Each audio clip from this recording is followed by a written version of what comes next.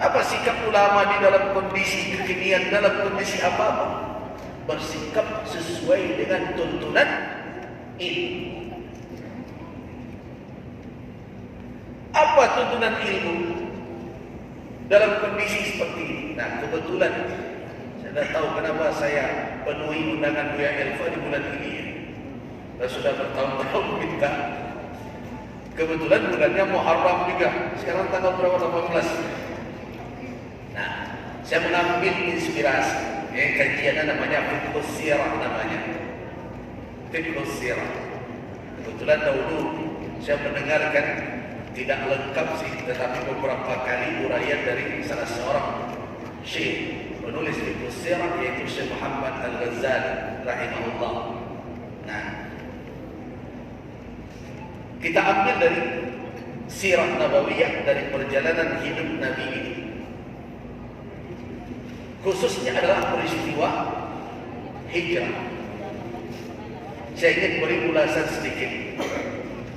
Kita kan kalau sudah berbicara tahun Hijriah, maka ingatan kita tertuju kepada 1 Muharram. Perlu saya garis bawahi bahwa hijrah Nabi sebenarnya tidak terjadi di bulan Muharram. Dalam berbagai catatan ulama, di antaranya adalah kitab Syekh Safiyur Rahman Al-Mubarakfuri, kitab Al-Rahim Al-Maktum itu yang tersebar di Indonesia. Saya rujuk juga itu. Tanggal berapa terjadinya hijrah Nabi dimulai dari penghujung bulan Safar. Tepatnya tanggal 27. Dan sampainya Nabi di masjid beliau sekarang, yang itu adalah sebenarnya adalah milik dari satu kabilah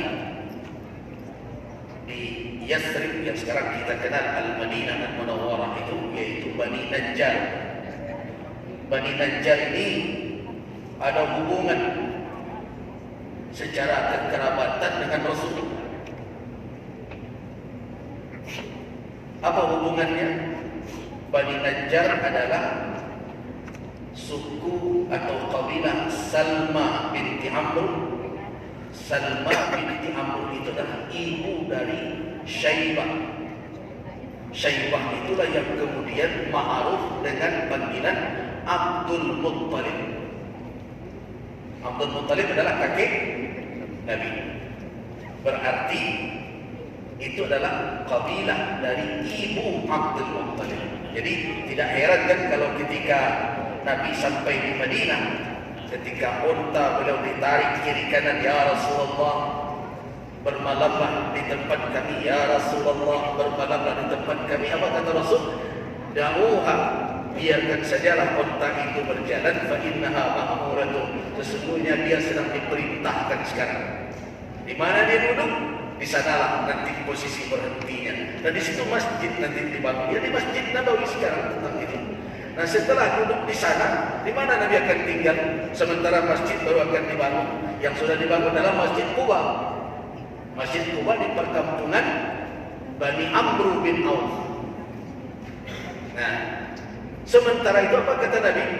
Aina daru qaumina. Nah, kalau orang tahu dengan sejarah itu, dia paham kalimat Nabi. Di manakah rumah kaum kita? Artinya kerabat kita di mana rumah? Nah, disitulah maju salah seorang tokoh dari Bani Najjar. Siapa? Ma'ruf, Abu Ayyub. Abu Ayyub dari Bani Najjar. Ya Rasulullah, ada. Ini cerita. Nah, tapi kita tidak cerita itu sekarang. Kita kembali kepada apa sikap ulama. Kita tahu bahwa penetapan tahun berdasarkan angka 1, 2, 3 tidak dimiliki oleh masyarakat Arab dan tidak dimiliki oleh kaum muslimin sampai tahun 16 tahun setelah Nabi hijrah. Tidak punya. Tradisi orang Arab biasanya memberi nama tahun itu dengan mengkaitkan kepada peristiwa-peristiwa yang populer. Jadi Misalnya pada tahun itu terjadi penyerangan pasukan bergajah, ya, jadilah nama itu tahun Amul Fil namanya, tahun gajah. Terjadi perang yang disebut perang Fijar pada tahun itu dinamakan Amul Fijar. Nah, umat Islam juga mengikuti itu. Sehingga disebut pula ada perjanjian Hudaybiyah. Tahun ke-6 setelah Nabi hijrah disebut dengan Amul Hudaybiyah, tahun Hudaybiyah. Sampai Nabi wafat, bertahanlah kondisi seperti demikian. Tidak ada angka 1, 2, 3, tahun 1, tahun 2, tahun 3. Sampailah tahun ke-16. Waktu itu yang menjadi khalifah adalah Umar bin Khattab, Amirul Mukminin, Umar bin Khattab radhiyallahu anhu.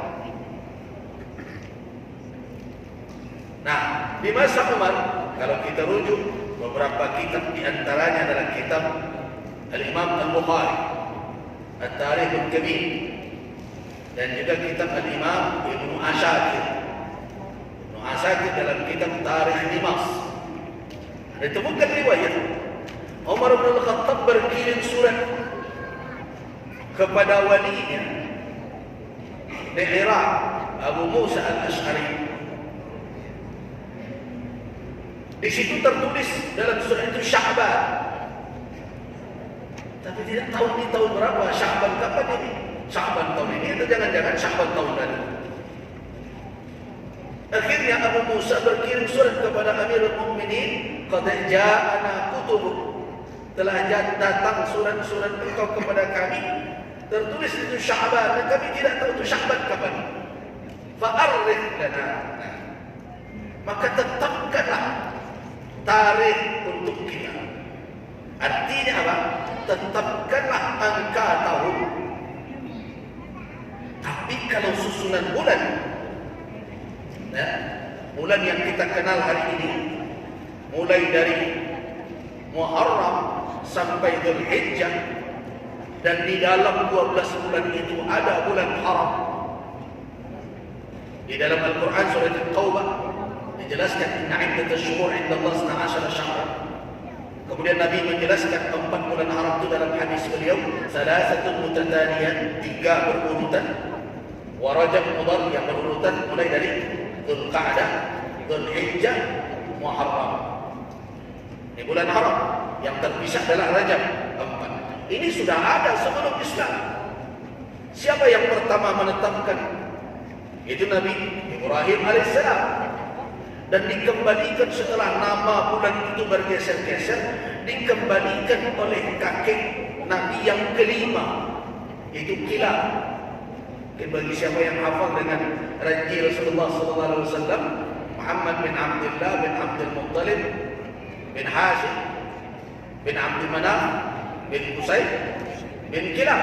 Nah, Kilab inilah yang kemudian mengembalikan bulan-bulan dengan mengambil apa yang tersisa dari ajaran Nabi Ibrahim dan Nabi Ismail. Jadi sudah ada. Cuma kalau kita mau menghitung angka kapan mulainya, itu perdebatan. Kemudian bulan apa pertamanya?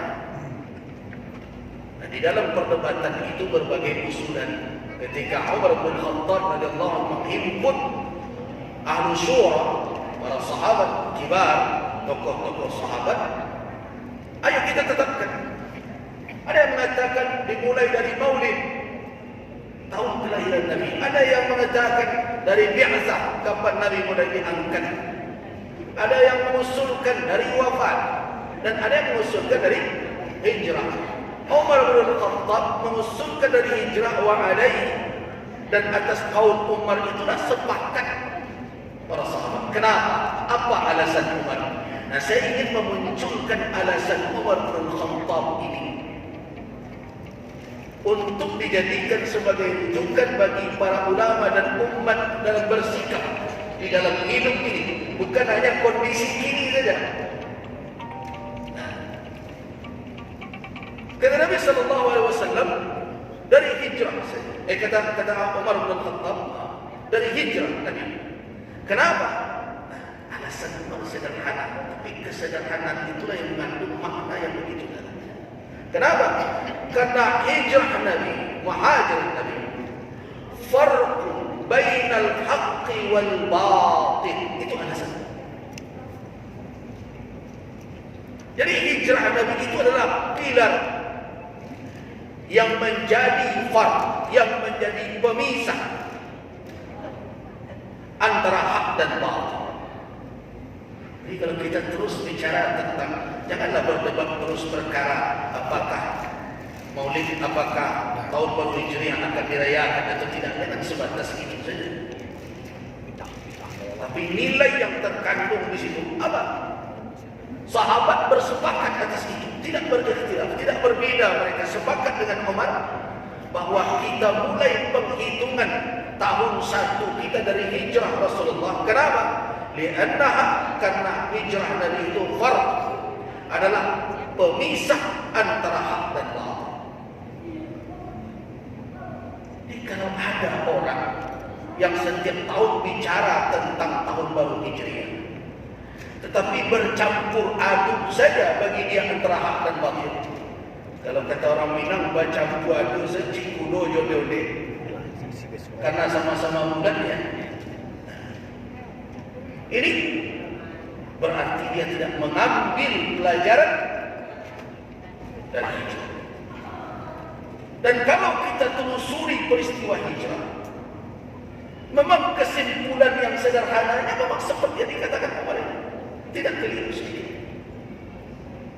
Kecuali kalau selama ini kita berbicara hijrah hanya dalam batasan mukjizat. Selama ini kan kita bicara hijrah kan seperti mukjizat. Iya, kita tidak tolak itu, benar. Di situ terjadi mukjizat. Tetapi kita tahu bahwa mukjizat itu diberikan kepada Rasul dan tidak didapat oleh kita. Nah, mestinya kita lebih memberikan porsi pembahasan pada aspek ikhtiar supaya menjadi pedoman di dalam kita bersikap.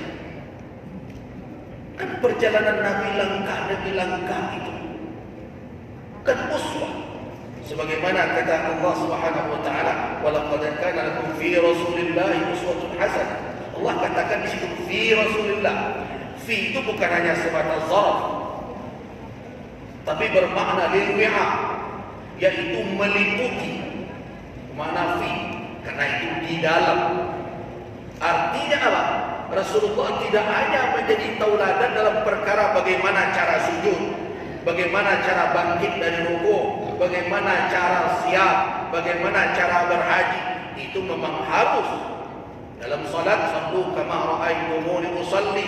Dalam haji, khudhu anni manasikakum, iya. Tetapi tidak dibatasi uswah Nabi itu pada hal-hal yang demikian saja. Bagi siapa yang hidup dalam kesadaran bahwa yang kekal itu adalah akhirat, kita akan bertemu dengan Allah, pasti di dalam seluruh aspek kehidupannya dia jadikan Rasul sebagai uswah. Bukan hanya dalam perkara-perkara ibadah semata, dalam muamalah.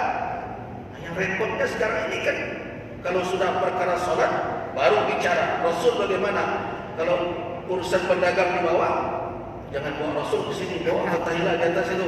Nah, ini yang repot. Masalah kita kan di situ. Tapi kita ketika dikatakan orang sekuler, marah. Kamu tuduh-tuduh saya itu fitnah. Tapi perangai kita menunjukkan sikap itu. Kalau panjang cerita kita tentang bagaimana berbisnis, bermuamalah secara Islam, kadang ada yang ngomong tuh, kalau mau khutbah dan sini di masjid, itu kan sekuler. Tapi tidak mau dikatakan penganut sekuler. Kembali kita bahwa Nabi uswah, mestinya di setiap langkah beliau itu yang memang itu harus ditauladani. Kalau mukjizat itu i'jazah, membuat kita lemah. Artinya orang-orang kafir maupun manusia seluruh tidak akan mampu mendatangkan demikian. Bagaimana menirunya? Saya pernah berhadapan dengan seorang jamaah Rasanya ini cerdas sekali. Dia bertanya, Buya tanya satu. Ya silakan. Mau tanya apa? Itu kan peristiwa hijrah itu begitu rumit maksudnya. Kasihan, diburu, dikepung sebelumnya, ya. Berjalan mesti mengendap-endap. Kalau siang hari tempuh jalan yang tidak biasa ditempuh orang, malam hari baru masuk ke jalan yang biasa ditempuh. Itu perjalanannya rumit sekali. Ya, kenapa ya Allah tidak datangkan saja Buraq seperti malam Isra itu kepada Nabi? Datang Buraq, naikkan Nabi ke atas, terbang, selesai sampai di Madinah. Pertanyaan, saya katakan saya tidak tahu mengapanya, yang tahu kenapa Allah tidak mengambil yang Allah sendiri, siapa yang bisa? Nah, tetapi kemudian kita bisa mengambil fikih, pemahaman dari sirah perjalanan hijrah itu. Apa yang kita ambil? Nah, saya katakan, perjalanan hijrah Nabi itu bukan tiba-tiba. Perjalanan hijrah Nabi adalah perjalanan yang telah direncanakan dengan matang, dengan strategi yang tepat, dan orang-orang yang diberikan amanah untuk memfasilitasi, menemani, dan menjalankan peran-peran dalam hijrah itu adalah orang-orang yang tepat dan telah diukur keakuratannya dan sehingga sukses berhasil. Jadi mukjizat iya terjadi mukjizat. Misalnya seperti adanya jaring laba-laba. Perkara tentang merpatinya, riwayatnya dalam pandangan sebagian ulama hadis dhaif, lemah. Tapi jaring laba-laba bisa dijadikan. Sehingga akhirnya tentara yang naik ke atas atau pasukan Quraisy yang tiba di situ tidak menyangka bahwa ada orang di dalam karena ada jaring laba-laba. Itu kan hikmah. Jangan mukjizatnya saja yang dipandang, tetapi betapa Allah Subhanahu wa taala bisa menyelamatkan suatu misi besar dengan kekuatan yang dipandang oleh umat, oleh manusia lemah. Ini misi besar, misi umat manusia yang dibawa oleh Rasul untuk menyelamatkan manusia sampai akhir zaman. Mana misi yang lebih dari itu? Dengan apa diselamatkan? Dengan ribuan malaikat diturunkan? Tidak. Dengan pasukan? Tidak. Diselamatkan dengan apa? Dengan jari yang bisa diruntuhkan, disobek hanya dengan jari kelingking saja. Jadi kalau kita mau melihat Allah Jabbar, Allah Qawiyyu Matin, jangan hanya melihat ketika Allah mendatangkan angin kencang, badai, hujan batu berbagai macam, tapi lihat bagaimana Allah Subhanahu wa taala mempergunakan makhluknya yang dalam pandangan manusia ini lemah sekali, melindungi nabinya Khatamul Anbiya wal Mursalin dengan jaring yang sangat lemah sekali, yang bisa kita sobek, kita putus dengan jaring kelingking. Nah, disitulah kuat. Ini orang kuat itu bukan orang yang hanya kalau dibawa kepada Musa menunjukkan saya, tetapi orang yang bisa membuat potensi yang lemah jadi hebat. Nah, hari ini berarti lemah semua. Kenapa? Karena orang lemah semakin diperlemah.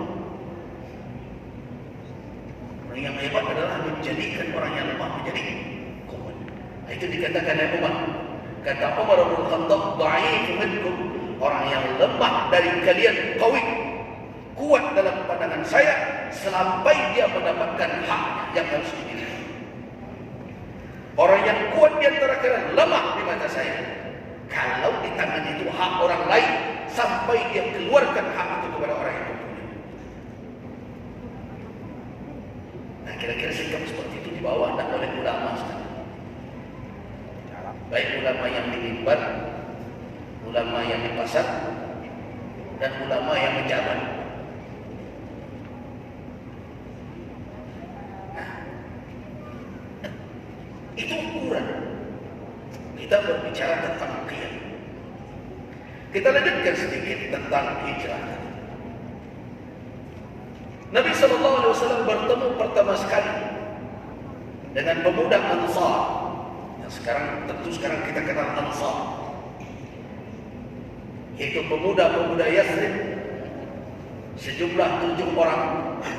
Di antaranya ada As'ad bin Zurarah di situ, ada Jabir bin Abdullah bin Riyad, ada 7 orang.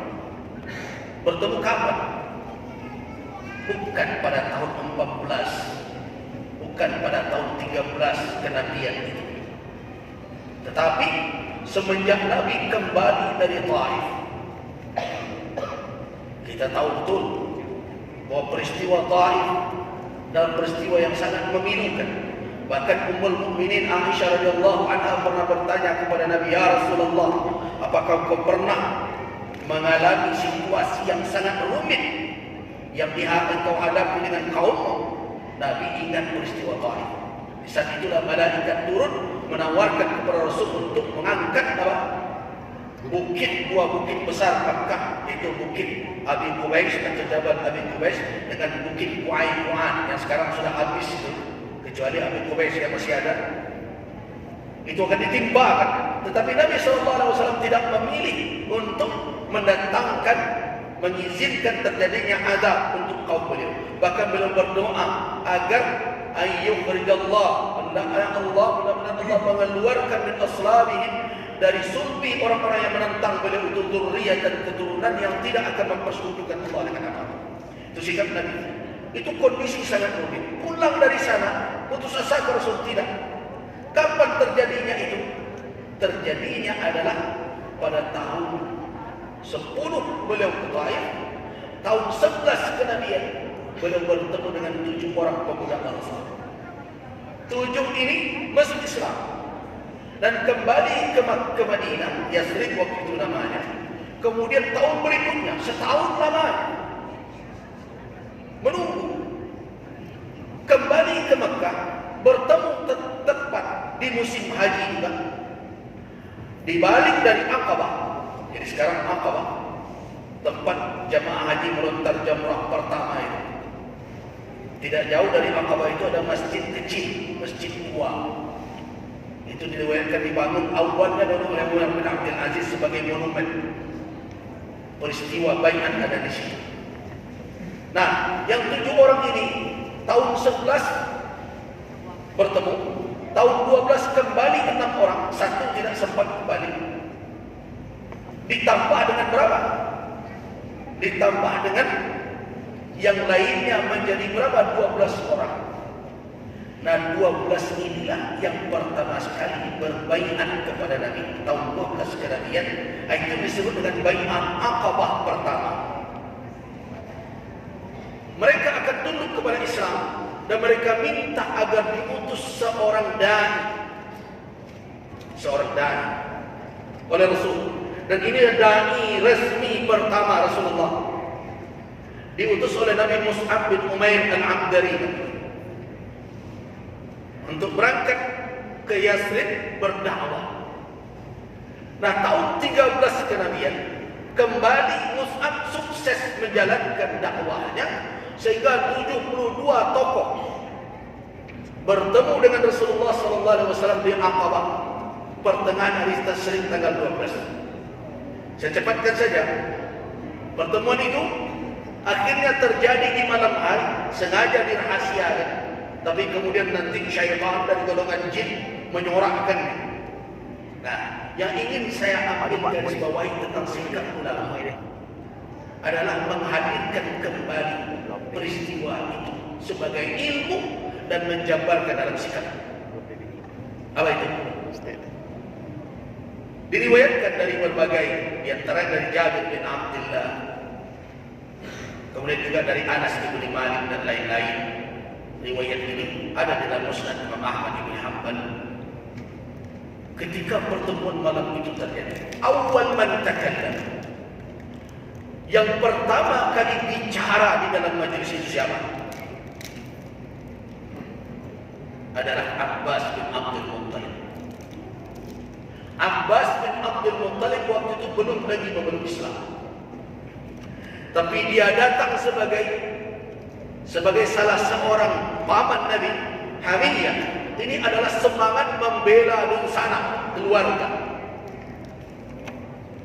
Beliau datang bersama Rasul, dan beliau lah yang pertama sekali berbicara. Apa isi pembicaraan Abbas? Ini sikap seorang bapak,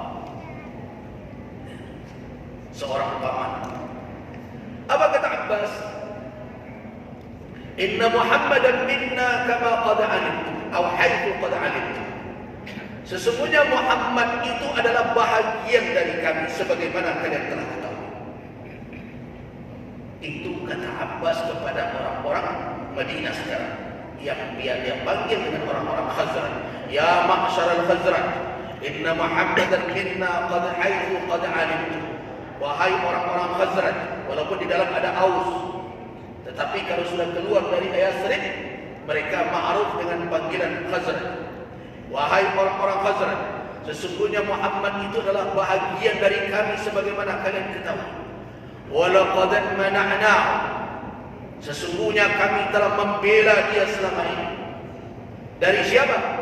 Mimman, dari orang-orang yang sependapat dengan kami terhadapnya. Itu menunjukkan bahwa Abbas belum memeluk Islam. Walaupun saya berbeda dengan Muhammad, tapi sebagai keluarga saya telah pertahankan dia, telah bela dia. Innahu fi'izzah, dia ini orang yang berwibawa, terpandang di tengah kaum. Wa fi man'ah, dan terjaga, terbentengi di dalam negerinya ini. Walakinnahu, akan tetapi Muhammad aba. Apa maknanya di sini? Muhammad mengabaikan jaminan dari kami dan memilih al-inqiyad, memilih untuk cenderung bergabung dengan kalian. Itu kata Abbas. Nah sekarang kata Abbas, in kuntum taraw, jika kamu sekalian melihat ke depan ini, annakum wafun, sesungguhnya kamu akan memenuhi janji kalian, lima da'awtumu ilaih, janji-janji yang kalian berikan, menurut kalian akan kalian penuhi. Wa mani'u, dan akan membela dia dari musuh-musuhnya. Antum ala ma ta'ammaltum alaih, kalian yang akan menanggung risiko, tanggung jawab. Namun in kuntum taraw, jika kamu sekalian melihat, annakum musallimun wa khadilun, akan menyerahkannya kepada musuhnya kelak, atau membuat dia hina nantinya. Faminal an, dan sekarang aku katakan kepada kalian, kata Abbas, utruku Muhammad, tinggalkan Muhammad, pergi kalian. Keras. Jadi ada saatnya berbahasa basi, ada saatnya berjelas-jelas. Tidak basa-basi semua.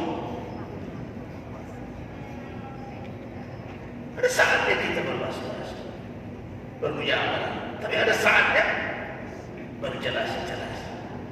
Kalau ditanya ke saya, di kondisi negeri kita bukan ini saatnya berjelas-jelas ya. Ya jelas. Iya, enggak. Saatnya berjelas-jelas. Nah, utruku, tinggalkan dia. Kalau kalian tidak akan memenuhi janji kalian, kalian akan menyerahkannya kepada musuhnya, kalian akan menghinanya. Paminal dan sekarang tinggal. Innahu fi man'ah, dia terbela di negerinya ini. Fi'izzah, dia terpandang. Artinya, kalau kita jabarkan, kami keluarganya belum menyerah. Kami siap mempertahankan. Tapi lihat sikap orang Ansar. Hanya satu patah kalimat saja yang mereka jawabkan kepada Abbas bin Abdul Muttalib radhiyallahu anhu. Satu patah saja. Laqad sami'na. Itu saja. Sesungguhnya kami telah mendengarkan engkau. Selesai. Kemudian mereka kemana? Menghadap kepada Rasulullah. Jadi tak panjang-panjang jawaban. Nah, kita kena jawaban panjang. Kesimpulannya tadi mana pusing pula kita memikir. Lihatlah sekarang kalau kita mengadu kesimpulan, mengadu ke situ, berputar-putar kemana-mana. Tapi entah mana yang akan diambil tak jelas. Diharap orang lupa saja dengan pengaduannya. Lihat, ini pelajaran berharga. Kata orang Ansar, laqad sami'na, sesungguhnya kami telah mendengarkan engkau. Nah, habis itu Al-an takallam ya Rasulullah. Nah, ini penting. Abbas, kami sudah dengarkan engkau, sekarang ya Rasulullah bicara. Wa ambillah minna, dari kami, ambil dari kami apa yang menjadi hak engkau dan Allah. Ambil masyita, apa saja yang engkau mau yang menjadi hakmu dan hak Allah, ambil dari kami, minta sekarang ini.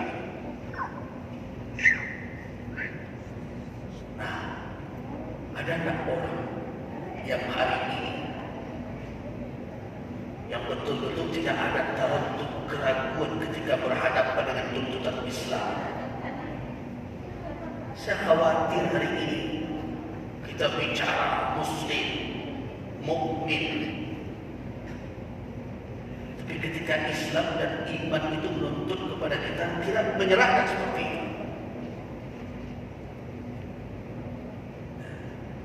Kalau Islam akan memberikan sesuatu kepada kita, kalau mendapat acung tangan paling depan.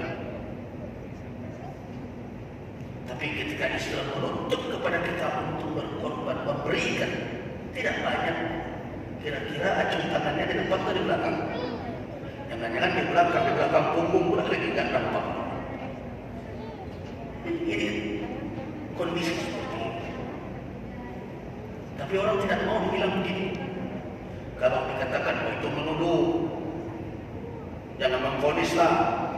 Nah, walaupun sebenarnya kita tidak tunjuk orang, tetapi sikap yang menunjukkan itu. Kan kita sama dengan orang dituduh munafik ya, marah. Padahal dari tanda kemunafikan itu bukan satu lagi, keempat-empatnya. Kan hadis tentang munafik ada yang populer kan satu, hadis Abu Hurairah, ayatul munafik salas, tanda munafik ada 3. Idza haddasa, kalau bicara kata bohong. Kemudian wa idza wa'ada, apabila janji Kar.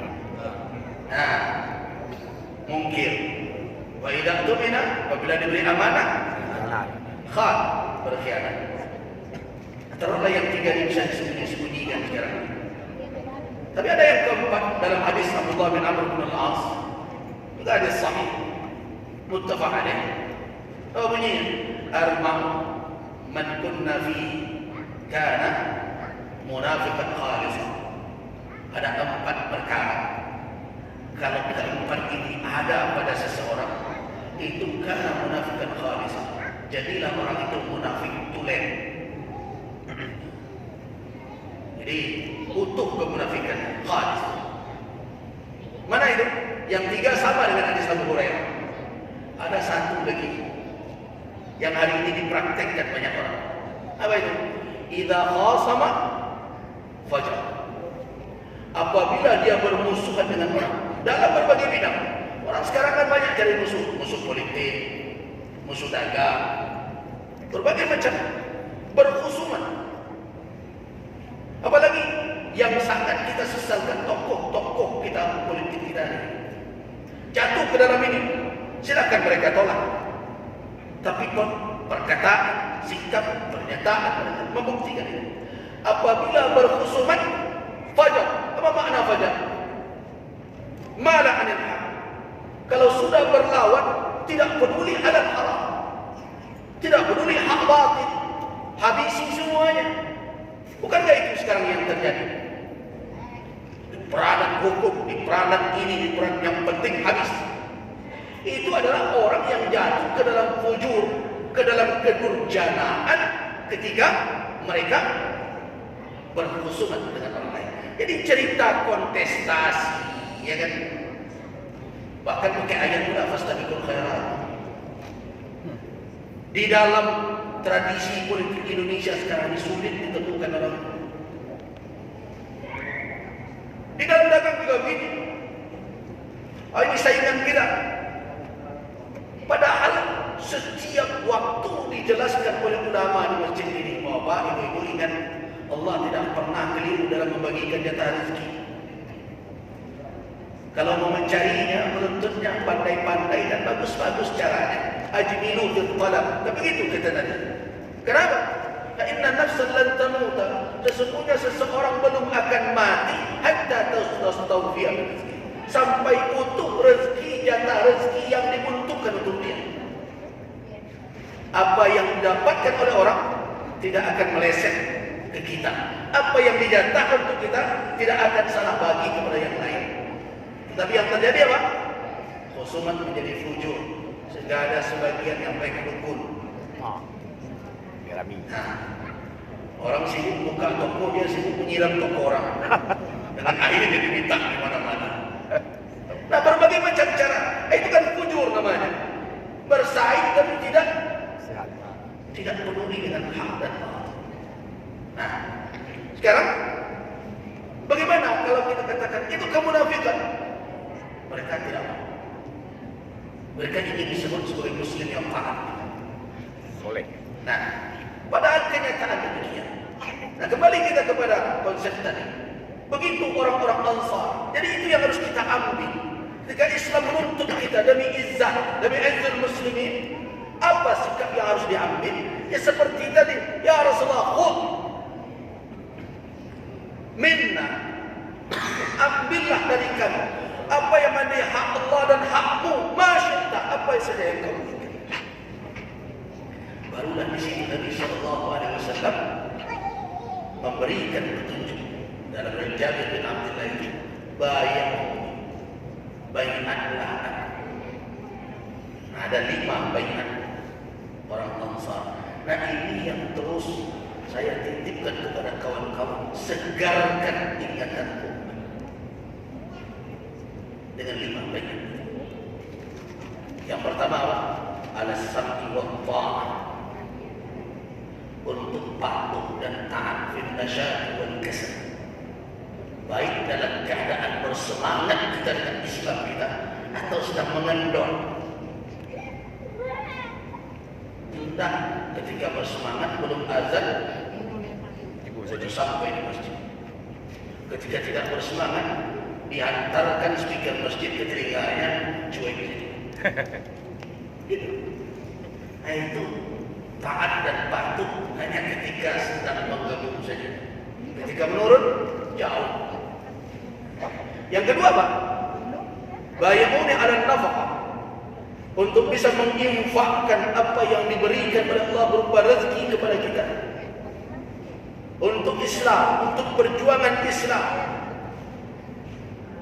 Dalam keadaan apa? Fil usr wal yusr, dalam keadaan susah sekalipun kita juga dalam keadaan mudah kehidupan kita. Jadi dalam sempit dan lapang tetap berbagi untuk Islam. Yang ketiga apa lagi? Alal amri bil ma'ruf wan nahy 'anil munkar, menegakkan amar ma'ruf nahi munkar dalam keadaan apapun, dimanapun posisi kita. Ini sangat mengherankan ketika kita harus melakukan tindakan memperingatkan kemungkaran. Ada sebagian orang mengatakan, "Buya, saya mengerti sikap Buya dan kami setuju. Cuma Buya maklumi sudah kami beri nasi kami." Gimana ini? Siapa Ar-Razzaq? Siapa yang memberi rezeki? Allah, bukan atasan kita. Kenapa bergeser dari itu? Al-amru bil ma'ruf wan nahy 'anil munkar. Ini adalah baiat yang keempat. Yang ketiga, yang keempat, an taqumu fillah, untuk tegak berdiri di jalan Allah, istiqamah di atas itu. Wala ta'khudhukum lawmatu laim, jangan kamu terseret oleh celaan, cacian, makian siapapun yang mencela dan memaki. Artinya, jangan karena demi pencitraan kita, jangan karena demi ini dan itu, orang akan bicara begini, orang akan melihat begini, kemudian kita bergeser dari billah, apa yang diridhai oleh Allah, jalan yang telah terbentang. Jadi walau bagaimanapun, al-taqumu fillah, kamu tegak di jalan Allah dengan lurus, wala ta'khudhukum, jangan kamu diseret-seret oleh laumatul laim, celaan orang yang mencela. Jadi kan hari ini kan orang banyak istilah yang dipakai. Ini kelompok radikal. Akhirnya tidak usahlah keras-keras betul. Yang halal itu ya digeser-geserlah sedikit supaya jangan terlalu radikal nanti jadi begitu. Jangan. Yang hak harus dikatakan hak, yang batil harus dikatakan batil. Walaupun harus kehilangan jabatan, ya silakan. Ini kan sementara. Pertanggungjawaban kita di mana? Di akhir. Itulah yang akan kita pikul. Makanya ada sebagian orang mengatakan, Buya itu ketua MUI paling radikal se Indonesia. Silakan apa yang kalian sebutkan. Tugas saya sampaikanlah arju. Saya berharap kepada Allah saya selamat nanti ketika dipertanyakan karena pernah dititipi amanah sedikit sejauh yang kewenangannya sampaikan. Allah syahid, Allah yang menjadi saksi yang ketika saya harus mengatakan ini, wah ini tidak bisa, buyakan dulu PNS berbagai. Ya sudah, kalau kalian tidak suka diambil, ini saya tidak perlu.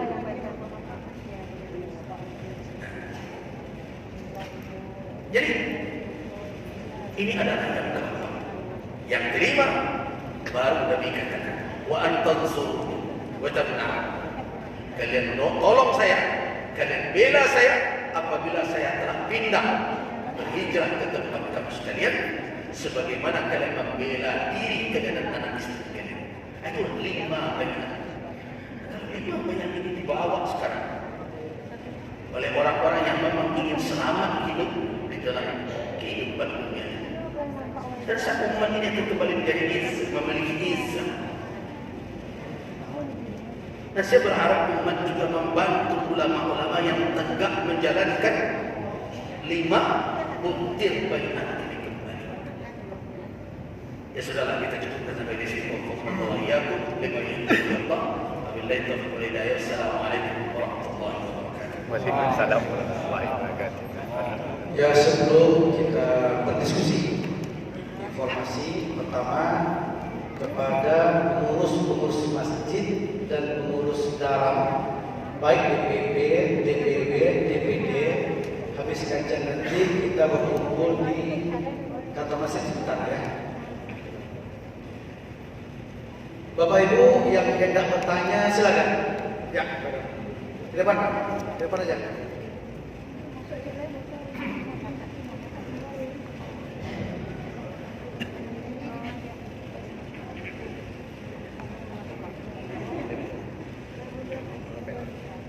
Assalamualaikum warahmatullahi wabarakatuh. Waalaikumsalam. Saya bertanya dia itu tentang masalah takwih. Yang baru-baru ini ya. Itu saya mendengar dia tentang masalah takwih itu ada katanya ritual dari agama lain, bukan dari agama Islam. Tapi saya perhatikan itu yang datang ke sana itu pada umumnya umat Islam, termasuk yang tua-tua muda anak-anak. Nah, tadi saya dengar Buya sebagai ketua MUI.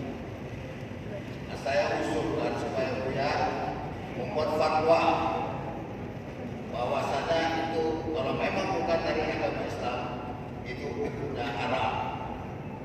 Nah, jadi maksud saya kenapa Buya harus mengeluarkan fatwa?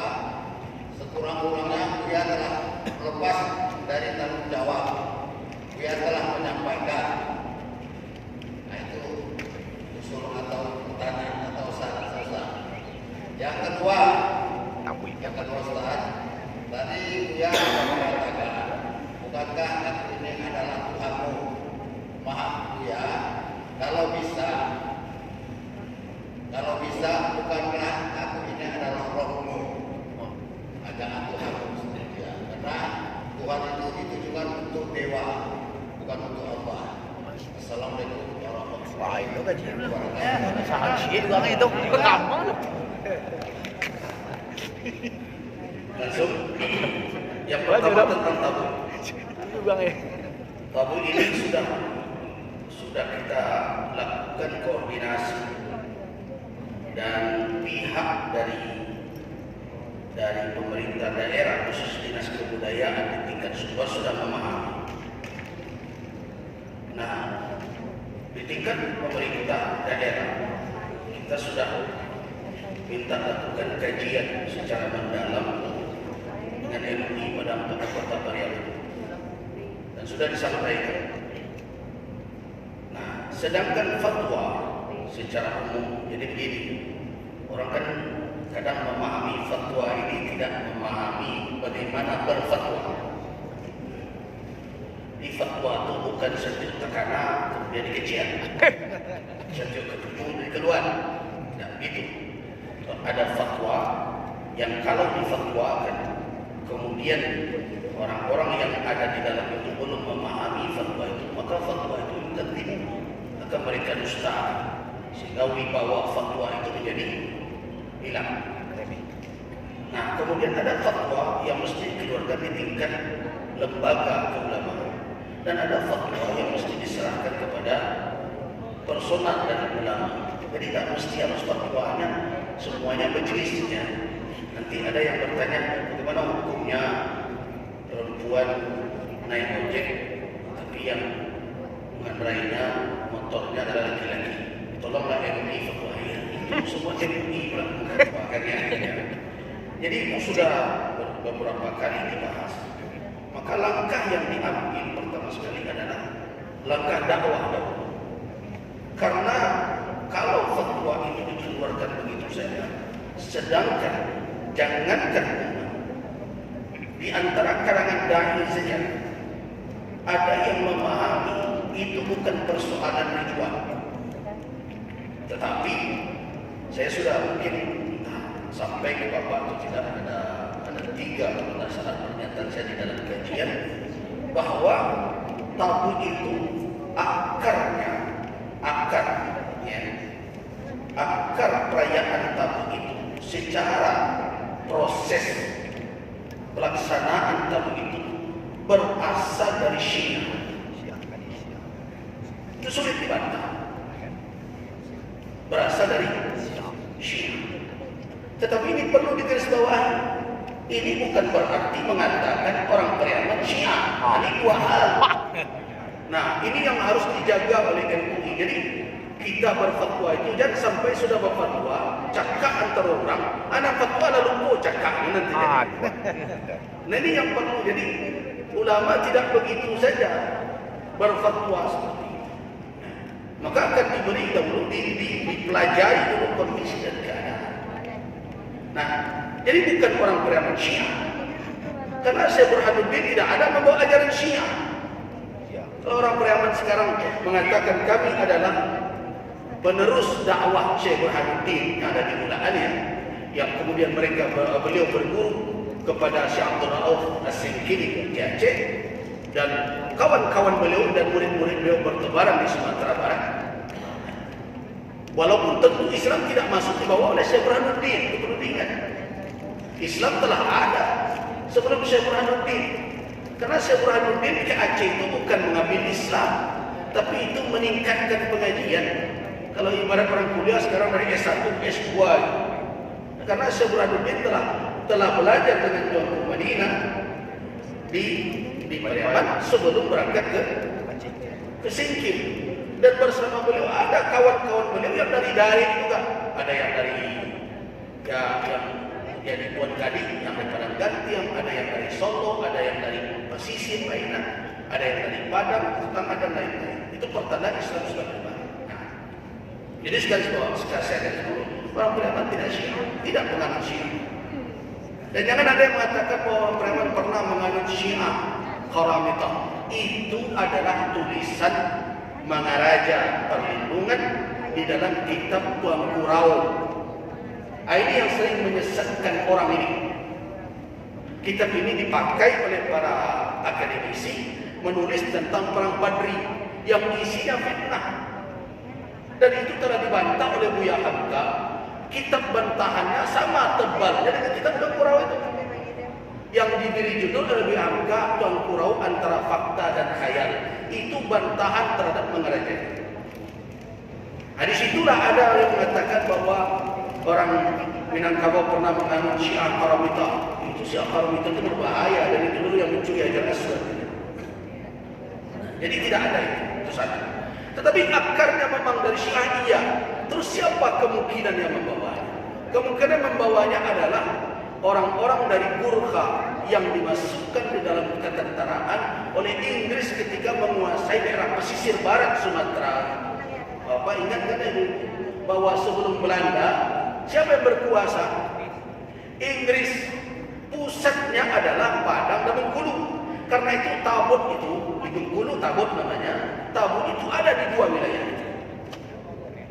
Nah, jadi kemungkinan besar adalah orang-orang Gurkha tadi yang mereka memang beragama Islam tapi di dalam konteks ilmu kalami.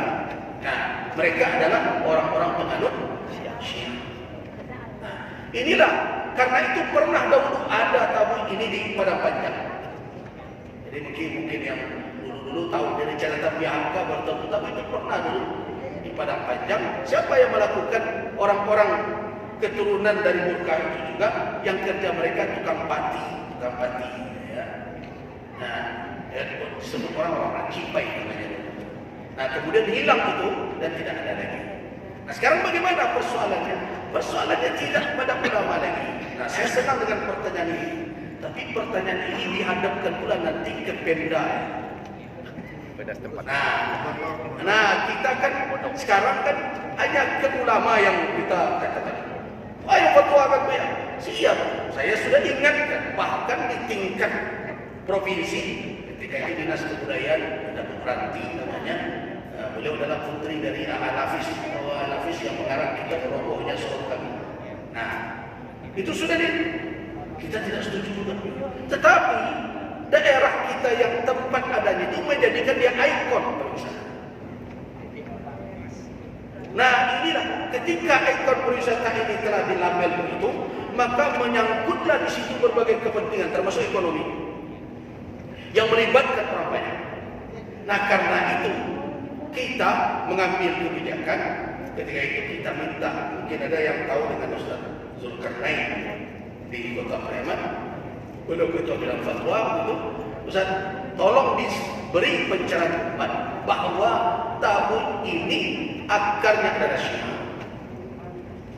Dan saya sangat khawatir. Mungkin di dalam video itu sudah saya jelaskan, mungkin nanti dicari. Saya sangat khawatir ini akan diisi kembali. Kenapa? Karena saya mendeteksi adanya tokoh-tokoh dari kedutaan Iran yang datang di dalam acara. Nah, tetapi sampai hari ini Pak, pemerintah daerah kita masih belum mau. Jadi ini bukan persoalan fatwa lagi. Adanya di mana? Di ranah pengambil kebijakan. Nah, kalau memang kita sepakat dalam hal ini didukung oleh termasuk perantau, apalagi yang ada di Pariaman, tapi dengan memahami bahwa masyarakat kita sebagian memang hidup dari kegiatan itu banyak mendapatkan keuntungan pariwisata. Kita harus berpikir kembali bagaimana mencarikan ikon pariwisata yang tidak mengkhawatirkan akan merusak akidah. Nah, itu sampai di situ perjalanan MUI. Sampai di situ. Nah, apakah suatu saat nanti akan sampai kepada totalitas? Jadi ketika totalitas itu MUI sudah berhadapan-hadapan. Kalau gini sedang menyendiang begitu. Abang ibarat berapa sih ya? Ada manut mana? Tapi kalau tidak ada namun mereka mungkin akan tiba saatnya. Nah, tapi mudah-mudahan tidak sampai ke situ. Sudah sadar orang yang mengambil kebijakan, wah ini berisiko. Nah, mereka tempatkan. Nah, tapi ada sebagian dari tokoh-tokoh kita. Nah, itulah salah satu yang membuat mereka menganggap saya radikal. Kata mereka, jangan dipandang itu dengan syariat. Pandang itu sebagai kebudayaan. Saya jawab bahwa di dalam Islam tidak ada aspek kehidupan yang terlepas dari tinjauan syariat. Di dalam adat Minang, syara itu adalah jiwa dari adat. Karena itu, Pepatahnya lengkapnya adat besar syarat, syarat besar kita Allah, adik bapak nih syarat berlindung, syarat itu adat memakai. Artinya tidak ada suatu tindakan yang tidak diisi dengan pertimbangan syariat di dalam. Halal dan haramnya, sah dan batalnya dilakukan atau ditinggalkan. Nah, sampai di situ kita telah sampai. Cuma belum lagi, tapi tentu kita tidak akan menyerah, akan terus mengingatkan. Dakwah tentu tidak akan selesai dengan sekali pancuan. Itu satu. Terus apa lagi? Yang kedua tadi? Tuhan, masalah Tuhan. Oh, masalah. Jadi ada terjemah. Saya tahu sebagian orang risih dengan kata Tuhan. Ya. Nah, sebagaimana juga risih dengan kata sembahyang. Nah, karena dianggap sembahyang itu sembahyang bidiwasa. Itu. Ini saduran. Di dalam konsep terjemah, selama itu terjemah, jadi bukan dipakai sebagai untuk alat beribadah. Jadi ada dua. Jadi kita ketika mengkaji hal ini tidak boleh diambil satu saja. Nah, sebab ada bahasa yang kalau disampaikan seperti bahasa Arab, dia belum tersadur ke dalam bahasa Indonesia. Belum tersadur. Satu. Atau yang kedua, bahasa itu tersadur tapi belum populer di tengah masyarakat. Maka bagaimana cara memberikan pemahaman? Di situlah ulama mengatakan, sudah sampaikan saja salat. Kemudian apa lagi? Kalau perlu saum siap. Nah, kalau perlu Rabb, ilah, ya, ilah ila Allah maknanya. Nah, ilah, begitu. Ini satu prinsip. Yang kedua adalah ada yang berpendapat kita boleh menerjemahkan takriban ila fahmi untuk mendekatkan kepada pemahaman mereka, tetapi jangan dikatakan bahwa itu adalah sebagai wasilah untuk berta'abbud, untuk beribadah. Nah, jadi yang kalau saya tidak memakai kalau berdoa, ya Tuhanku, ini tidak. So itu doa, itu ibadah. Tetapi ketika menjelaskan kepada orang supaya dia faham, nah, bahwa itu maknanya adalah yang disembah daripada panjang itu, kata Tuhan bisa menjadi takriban. So makna Rabb tidak cukup hanya dengan kata Tuhan saja. Makna Rabb bisa bermakna adalah Murabbi. Makna Rabb bisa bermakna Khaliq. Banyak makna yang ada dalam Al-Quran. Jadi itu konsepnya. Jadi tidak salah ketika orang menerjemahkan untuk memberikan takrib bagi kata. Tetapi kalau memakainya di dalam beribadah, itu tidak tepat. Tidak benar. Contoh, ketika kita berdoa, wahai Tuhanku, saya termasuknya, jangan pakai itu. Pakai ya Rabbi. Nah, ya Ilahi. Tetapi kalau di dalam berceramah, mengingatkan, apalagi kalau di kampung anak ngerti orang besar, Rumi itu apa tujuan? Apa lagi dicari ketemu? Nah itu maknanya. Begitu cara. Itu dalam metode dakwah. Jadi jangan, tidak semua orang yang menyebutkan kata Tuhan, apalagi kalau kata itu telah bergeser maknanya di dalam kelompok tertentu, tidak lagi seperti menyembah Tuhan, karena di balik-balik Tuhan. Jadi itu dia akan jelaskan. Nah, tapi gini Ustaz, ya Bu ya, Tuhan itu saya pelajari. Itu diambil dari bahasa ya, dari Sanskrit, benar. Artinya tu kepala, an dewa. Nah, jadi saya buka pula Al-Quran surat 7 ayat 180. Barang siapa yang menyebut Allah keluar daripada Al-Husna, Allah akan membuat perhitungan. Kan begitu. Jadi umpamanya seperti ini. La ilaha illallah. Tidak ada Tuhan kecuali Allah. Kan gitu kan. Ya. Jadi tidak ada kepala dewa kecuali Allah. Kan gitu. Jadi Allah mungkin sebentar saya paham. Mungkin Bapak harus ada satu pemahaman. Ada kata itu makna lughawi. Ada kata itu makna istilah lughawi. Ya Pak, ini saya jelaskan dulu. Jadi yang Bapak sebut itu adalah makna lughawi. Sama dengan salat. Salat makna lughawinya doa. Ketika dia mustahil dipakaikan di dalam istilah syar'i muncul yang populer makna salat apa? Adalah ibadah dengan gerak tertentu, perkataan tertentu, dengan niat yang tentu, diawali dengan takbir, ditutup dengan salam, begitu. Itu makna mustalah. Nah, ketika uruf ada di satu daerah, kebutuhannya bukan kebutuhan ibadah, kebutuhan terjemah.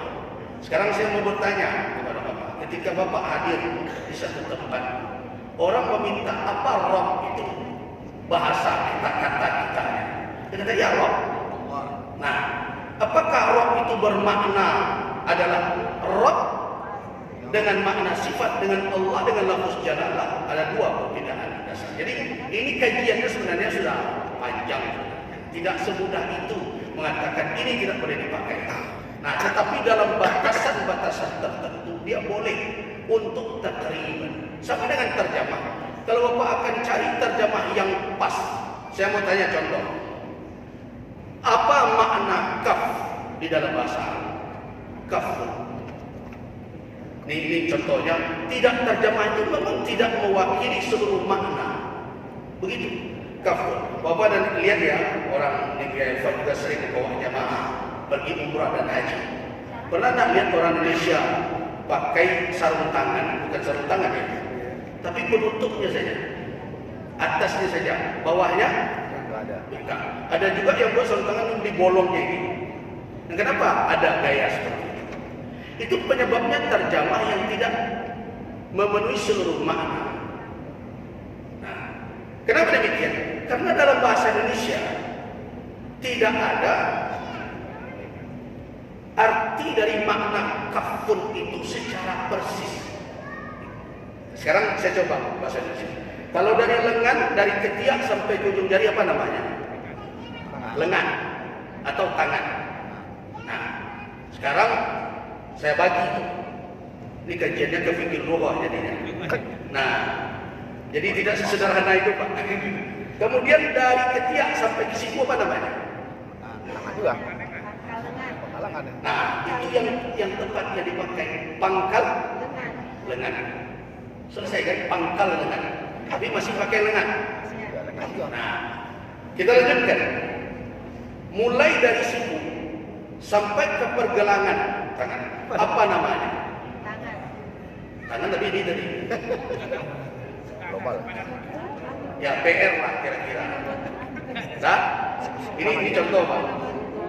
Tapi kita tidak bisa menerjemahkannya. Jadi terjemah itu dibutuhkan ketika pembicaraan.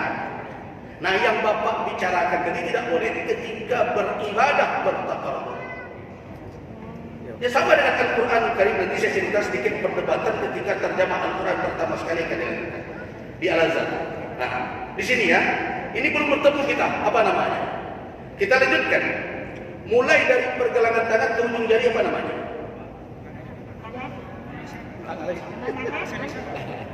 Di bahasa Indonesia bukan bahasa Arab. Tapi tangan ini tadi. Tapi dari pergelangan tangan dari ibu ya, pergelangan tangan ini sampai ke ujung jari. Jari ini,